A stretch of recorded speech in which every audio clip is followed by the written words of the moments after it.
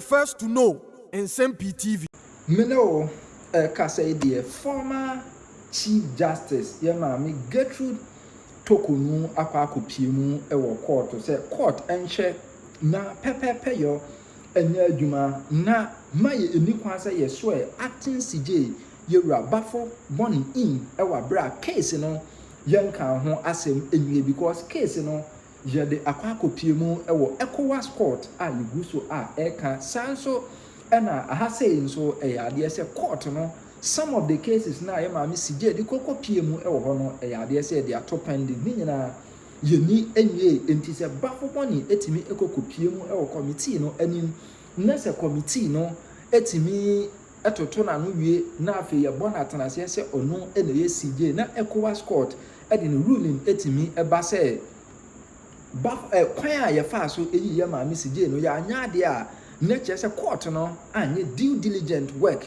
ewo Ghana ha intimi na okasa de CJ ede akwakopiemu ewo court se yen hote se ye ba be vete bafo boni na afi ya gina tum se CJ no na power do mo kire ede na no atum bi yen konkotie. The judicial system could give her justice. She wants to halt the vetting of Bafo Boni so her matters could conclude, and then we see where it falls. People think it's a waste of time. What do you say? I think more than the pursuit of justice, she's also trying to remove the lid on the details of the reasons why she was removed.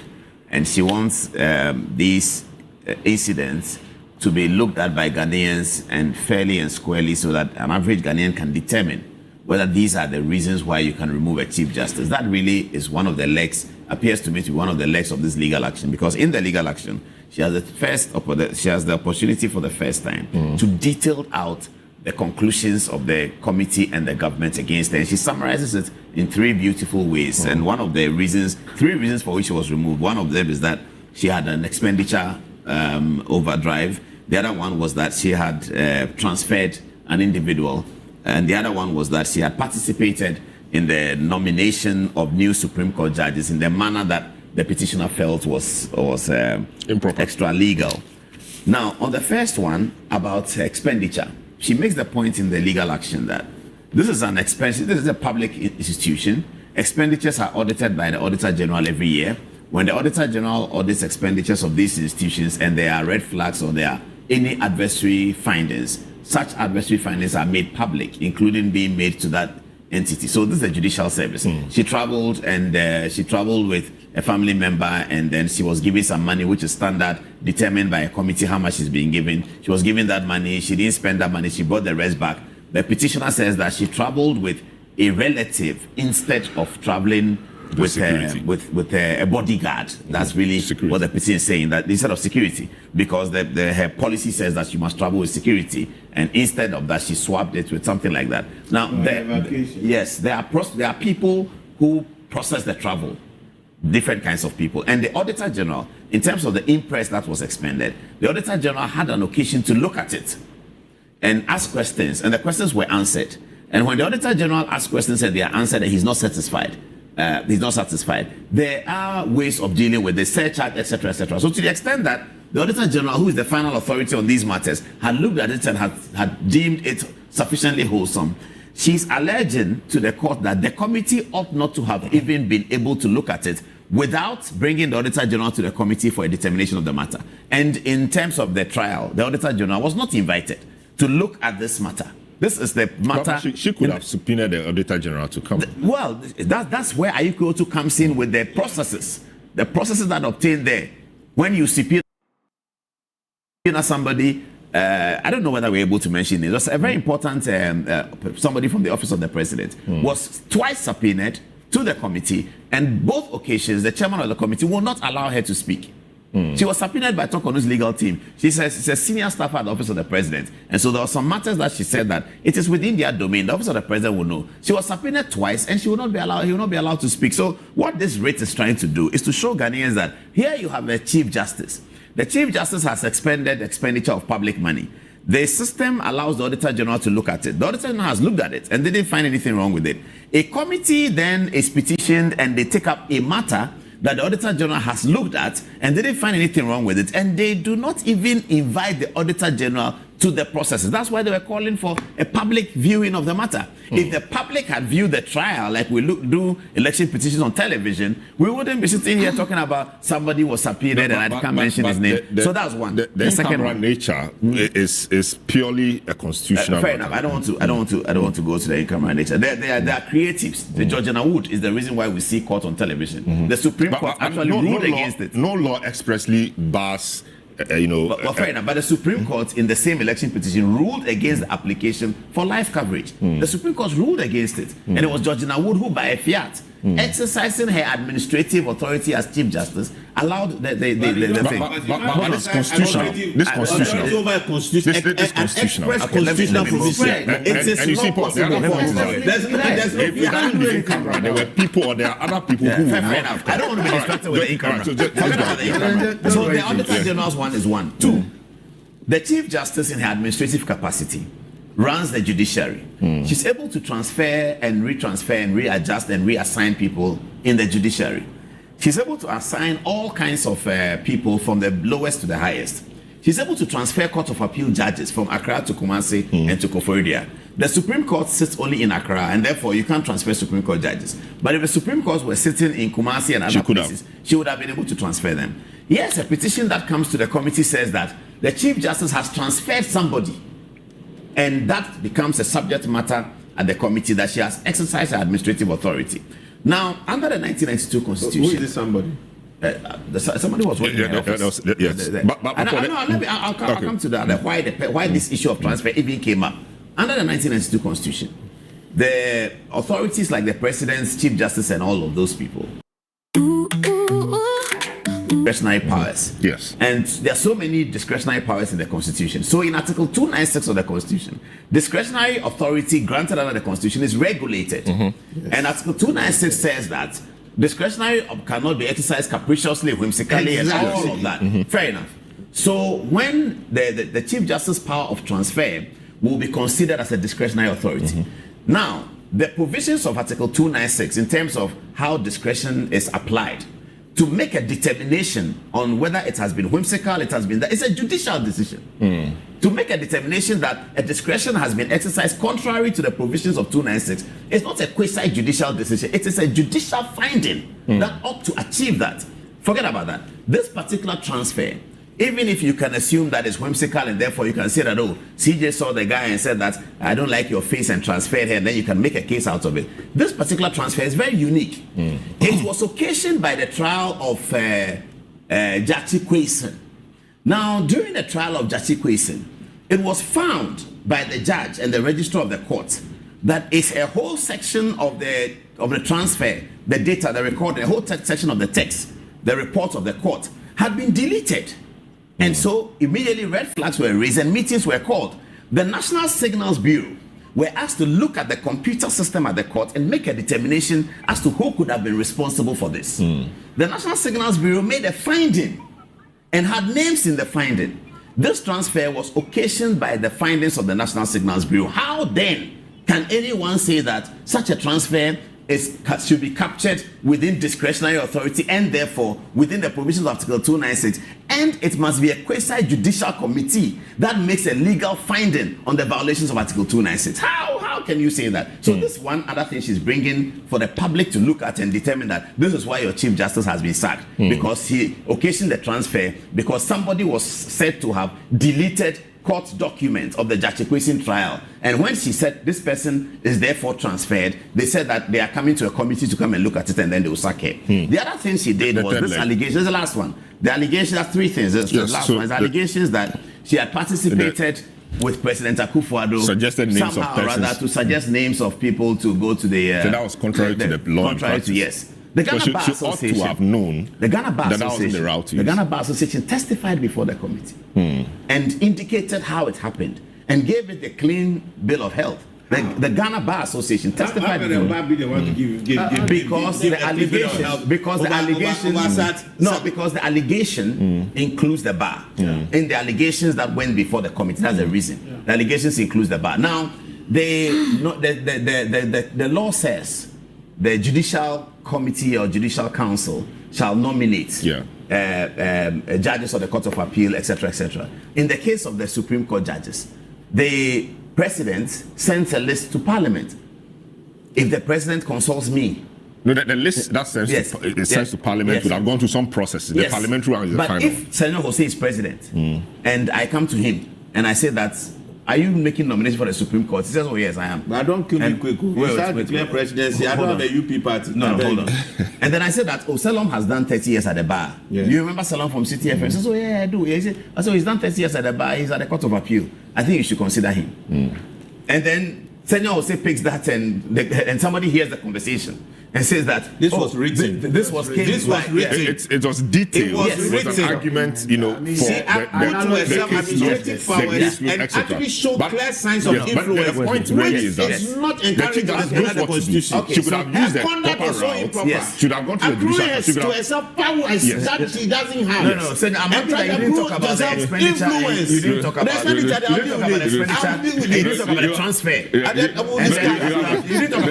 You didn't talk about the transfer. Yes. So I'm saying that the Chief Justice wants Ghanaians to know that by this application to the court, now it's public, that these are the reasons why a Chief Justice has been removed. One, because she traveled and the Auditor General doesn't see anything wrong with it, and they say there's something wrong with it. Two, because you don't she think the court may raise jurisdictional issues in terms of the fact that this is an Article 164 matter to be held in camera, and now you want to bring everything done in camera to the public court. You don't think the court will decline jurisdiction? She's filing an action at the High Court, actually. She's not asking for an interpretation. She's filing an action at the High Court, which is clouded within human rights. And so if the court makes the ruling, the court has the power to make whatever ruling they want to make. But if the court makes the ruling that where you go into an Article 146 process and there are obvious, gross and clear human rights violations, that it is not clothed with the power under the 1992 Constitution to look at human rights violations, which is really the most fundamental matter of any democracy, that the court says that I am limited with an Article 146 process, that where it's an Article 146 process, whatever happens in there, I cannot deal with it. Then you are going to set a very dangerous precedent for the future, because all Article 146 process have been said to be in camera, and I hope that Dr. Prempeh is looking at it. And all Article 146 process emanates from the office of the political authority. So where a matter emanates from the office of the political authority, does it emanate from the office of the political authority? Certainly that's for the president. The petitioner. The president. The petitioner is the one who originates the action. No, I didn't say originate. Emanates, okay. Yes. Originates, yes. The originating motion is coming from an individual, but the process by which it is given life, it's a process that comes out of the desk of the political authority. So where processes are coming out of the desk of the political authority, and a person who is a subject of such a trial process comes out to say that my human rights were grossly violated during the process of the trial, and the High Court says that I cannot look at it because of Article 146, fair enough. If that's what the High Court will say, fair enough. Who is a former Attorney General and also a lead lawyer for the former Chief Justice before the Justice Permanent Committee. I'm grateful to you, sir, for joining us here. Now, we understand Parliament will be convening somewhere next week. If an injunction is not sought and Parliament carries through with the vetting of the new CJ, will this case still have a leg to stand on? Well, okay, thanks for having me. I think we have spoken proficiently on this matter since the recommendations were made public, and then the President proceeded to act on it. I think the first judicial review we're seeking was directed at finding out whether the President acted properly by removing as both a justice of the Supreme Court and justice of the Republic. What we have done this time is to attack the grounds which were used for removing and we're asking if we remit. As to whether it's rule of law, and it's when a case is sub judice, which means a matter is pending in court, we are all, in terms of respecting the separation of powers, not to interfere with the pendency of a matter which is before the courts, and a separate arm of government. So if the executive, both the executive and the legislature wants to respect the judicial arm, they may want to stay their hand while the case is pending. But has the injunction application itself been filed? Well, you will see that there is a prohibition order being sought in this particular matter which has been filed, not necessarily an injunction.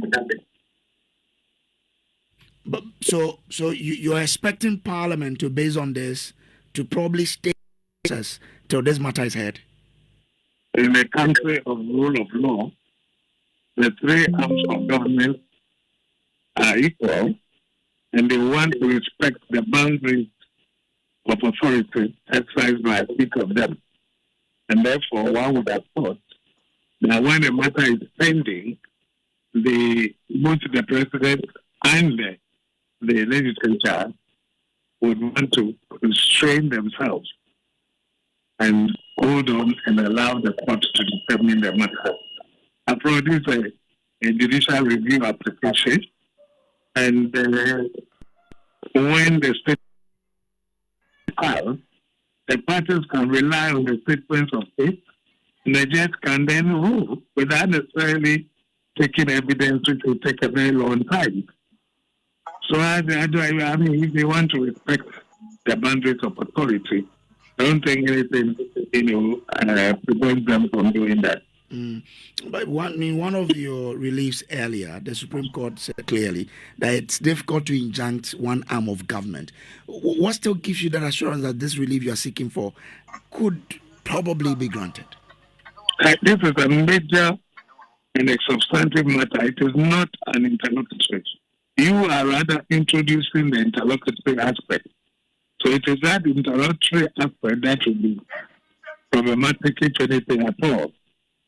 But we have asked for a substantive order, not an interim order or interlocutory order. But in this particular case, I mean, all the cases that, or the applications that the Chief Justice, the former Chief Justice has filed, the court has had issues. I mean, they've dealt with them. They've not really granted all of them. What is the Chief Justice actually looking for to still be fighting this? You've seen the relief, so I'm surprised you're asking me what he's looking for. What he's looking for are the grounds which are clearly stated that all the three grounds used in removing it are unreasonable, they are unfounded, they are not supported by the evidence on record, they are perverse.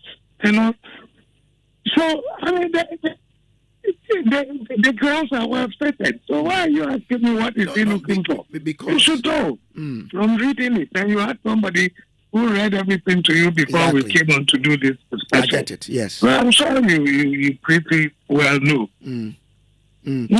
Well, because, since this matter started, she has availed herself to the process. So someone will be asking, why avail yourself to the process and still challenge the process again at the end when the committee has come out with its findings?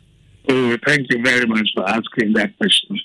When you are given an opportunity to be heard, and you stand that opportunity, what do you think you have done? Are you then turning around to say that the committee was unfair or that the committee failed to give you a hearing? So once the committee is set up and you are invited to appear, it's only fair that you appear yourself. Now, the question that you could ask yourself is this: does it mean that once the committee comes out with a recommendation, those recommendations cannot be challenged in a country where we practice the rule of law? Do you understand what I'm saying? Perfectly. So if she's challenging the grounds that have been used to, remove her, why are you asking what she's looking for? She's saying that the grounds are perverse. They are unreasonable. They are not supported.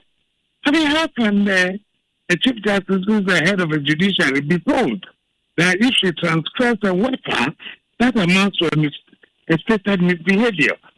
How can the committee come to the conclusion that when the Auditor General did not make any disallowance or charge against her, and she was not the spending officer, yet she should ultimately be held responsible for anything that had happened. I mean, you look at all the three grounds. How can you say that the Chief Justice, who is one of the constituencies for making recommendations for justice to be promoted or elevated to the Supreme Court, had made such a recommendation, and that amounts to certain misbehavior? So you look at the grounds that she's attacking and using to attack, and ask yourself whether there isn't much in what she's saying. There is everything for it, which any court is trying to do justice, you would be able and should be able to come to that conclusion that something horrible has happened, and that is the Chief Justice is entitled to the relief that she is seeking. We've seen a Chief Justice that is trying to, some people have said, protect the institution she believes in. So if the court do not grant these reliefs, what is next for the CJ? Well, we are already in the West African Court, and they are even adjourned for some interim measures to be given before they were fixed with this fee accompli of the committee having, presented these recommendations, and the president had quickly and with an indecent, removed them. That is also still there, which is pending. There are other cases, the Supreme Court, you do report that in one of the rulings, Amadou Tanko JSC, who gave that lead to Secretary, said that the substantive matter is pending, and that issue is for it. Some things is asking in the interlocutory injunction application would be taken care of. If you read the entire ruling, you'll find that. So that is also pending. I'm grateful to you. Nia Ay3de is a former Attorney General and a lead lawyer